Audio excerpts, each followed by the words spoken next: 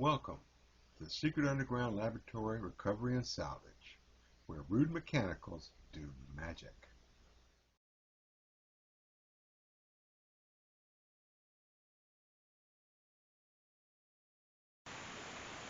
Hello, I'm Bronze Age, Director of the Secret Underground Laboratory, and today we're at the BF bench with a basket case, or it would be a basket case if we had a bigger basket.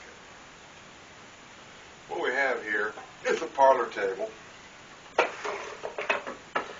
which would have a marble top, but several glue joints have come loose, which allow the legs to flex out, and that led to dowel joints breaking, and the whole frame simply coming to pieces.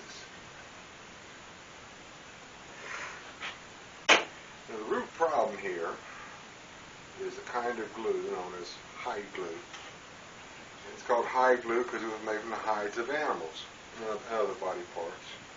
There used to be a standard joke about an old horse being called glue pot, or a horse being taken to the glue factory. And it was no joke for the horse because that's really what glue was made out of. Now, it was a good glue, excellent glue for woodworking. It was water soluble, had to be heated up, a little bit of water added to it, and it was brushed on. And the pieces clamped, and when it set, it made a good solid joint. The problem was that water soluble bit of it, because humidity, getting damp, drying out, getting damp, drying out again. Give it about 50, 60, 100 years, and the glue just simply lets go. Here we've got a joint where there's just absolutely nothing left. The two pieces of wood just separated. And that's what led to this whole thing falling apart.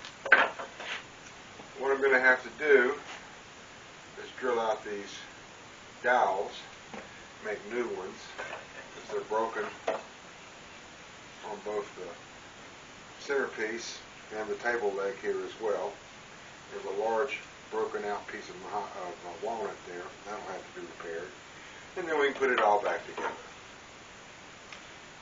I'm going to start with the simplest repair first, which is gluing back in this piece that chipped off, and that dowel right there came loose.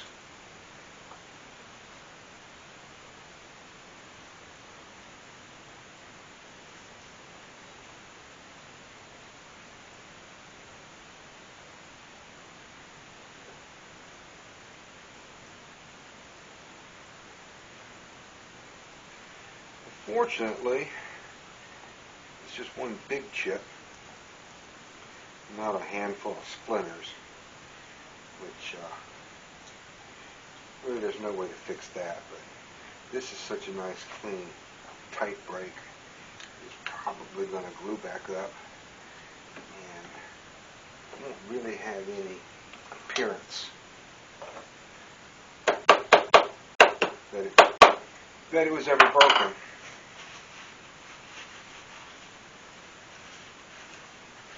It should be nice and strong once the glue is completely dry.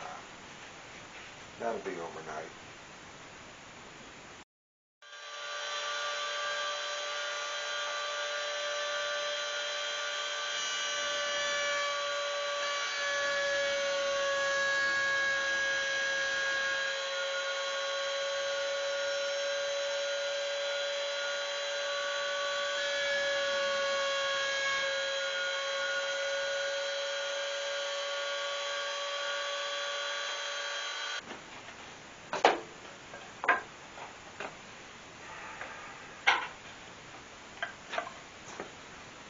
So, a little trimming, a little sanding, and try to recreate this carving on the leg.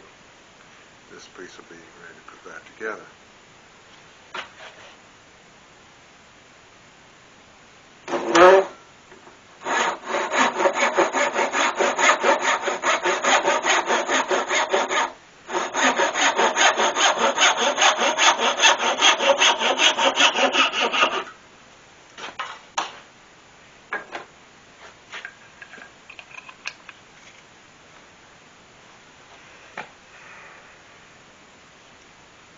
That's a good start. A little bit finish sanding to get it into that corner. And we'll clamp it up and let the glue set overnight.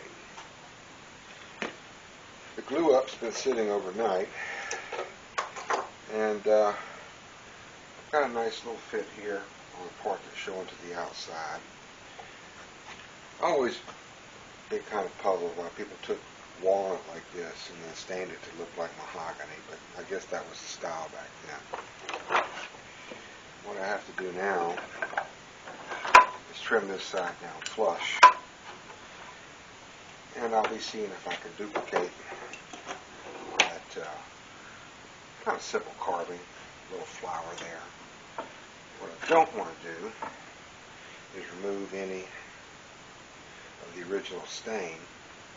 I'm going to have enough trouble matching this bare walnut without having to go back and redo original wood too.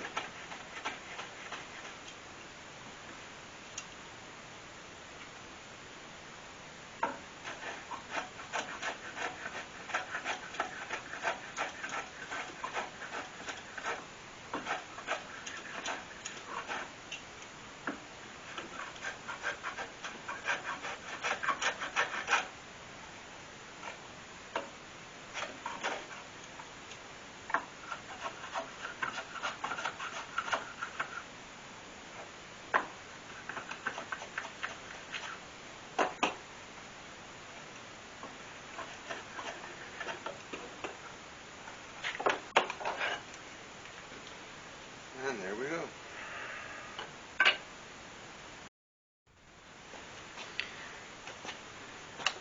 This is the carving I've got to reproduce. And lucky for me, it's fairly primitive, even though the set of carving tools I have is probably intended for carving soap and not wood. I'm going to do my best here.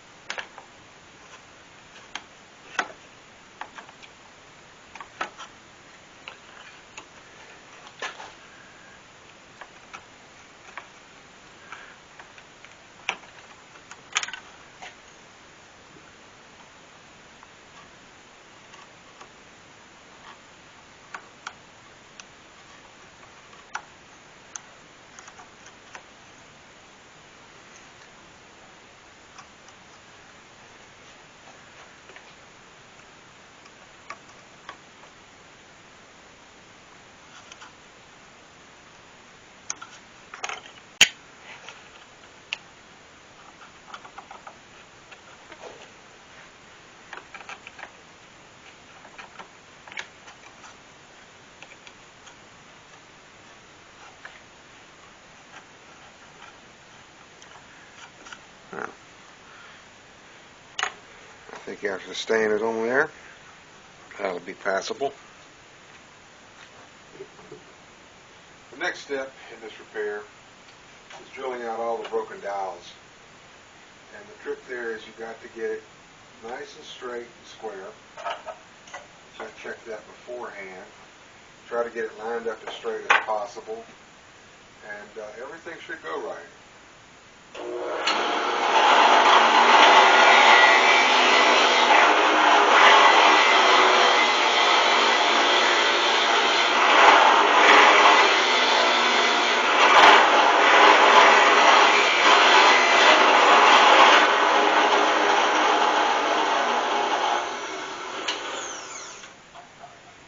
I think that went just perfect. When you're doing a glue up on a repair like this, you want a nice slip fit for your dry fit. Because when you're drilling out dowels, cleaning out the holes. You can never get it perfectly straight or perfectly on center. So you need a little bit of slack so you can adjust all your joints back square when you actually put the glue on. Now that I've got glue in all the right places and a few wrong places as well, I've got to figure out some way to clamp this thing together until it dries. And of course, there's no flat surfaces anywhere, but since I've got to draw it all to the center, this rope will do just fine. What I'm going to use here is a surgeon's knot, which is basically a square knot with a graduate degree. But that's useful in this nylon rope because it just doesn't want to hold until you've got it drawn down tight.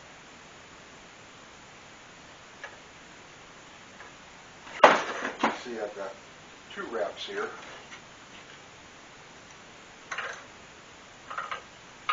And all I do is just stick this in here.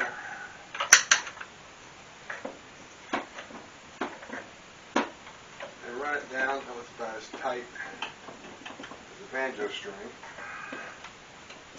And then just let it rest right there. And it's tight enough I could even work with it, but I think I'm going to let it set for a couple hours just so it won't shift around and get out of square. The last step of this repair is to fix the band. Now here we have a high glue joint that came completely loose, and in turn put so much stress on this one that it broke a chip out of the other board. So we're putting it back together with white glue, regular carpenter's glue. And I'm sure this will last probably just as long as the high glue did, probably longer.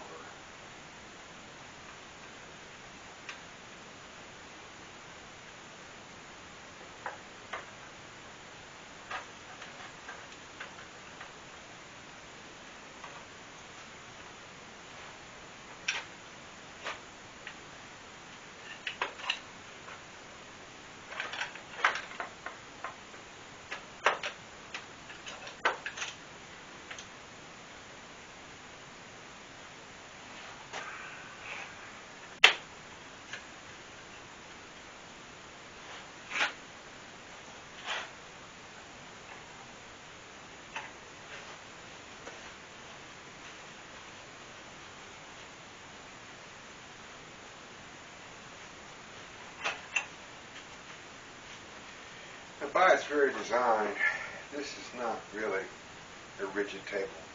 There's no way it can be with these joints down here at that center pedestal.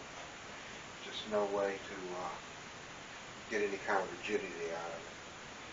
So it's the sort of thing that pushing it across the floor, trying to move it and that kind of thing is always going to put more stress on it than it's really designed to take. And that's how they end up in this condition. When the glue gets weak, something's going to break. There's just no way around that. When I do a repair job like this, I'm reminded that clamps like these are kind of a luxury that I can afford to use.